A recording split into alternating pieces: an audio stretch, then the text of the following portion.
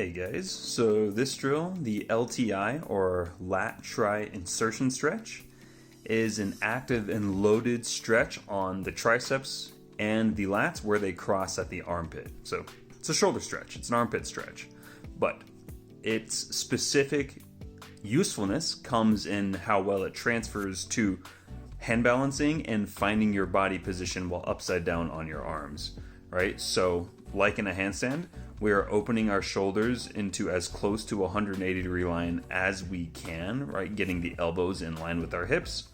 But the more intensely we load, the more of an angle we'll create through the shoulders, as you can see here.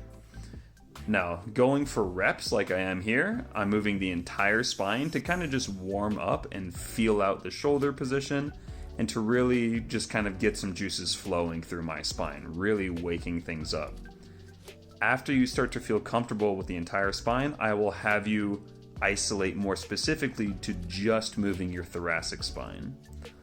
The lower spine and the hips have an easier time moving and being felt by most people, so having some isolated effort given just to the upper portion of the spine is a very useful place to focus.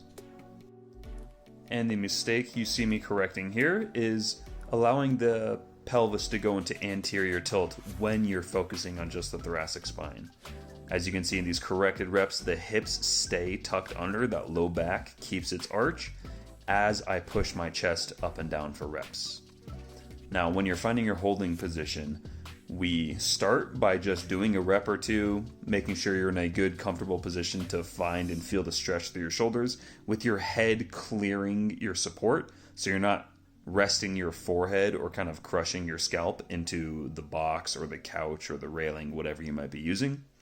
Then keeping the hips and the ribs tucked, kind of squeezing the abs, flexing them together, you extend into your full position, whether that's on your toes like you saw there, or as you're going to see here on the box later, just going to a full knee plank rather than all the way down to the toes, because now that I'm at a lower height, this is significantly harder on the shoulders and the abs than it was previously with the higher elevation.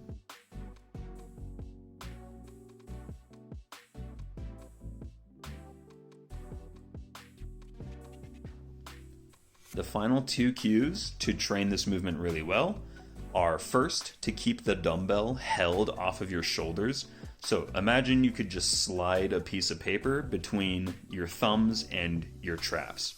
The weight is never actually resting on you, it's always held in an active position by your triceps.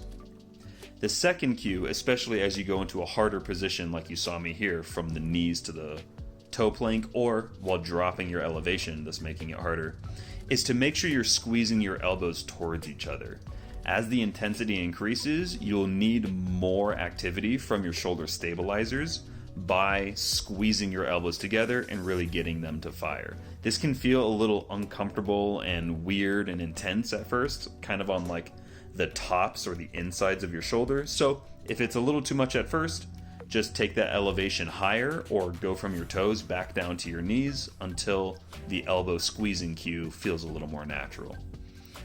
And lastly, to see what it looks like to fail in this position, when your shoulders, upper abs or lower abs start to fatigue and you feel yourself spilling down into the floor, you'll know it's time to rest or regress your position.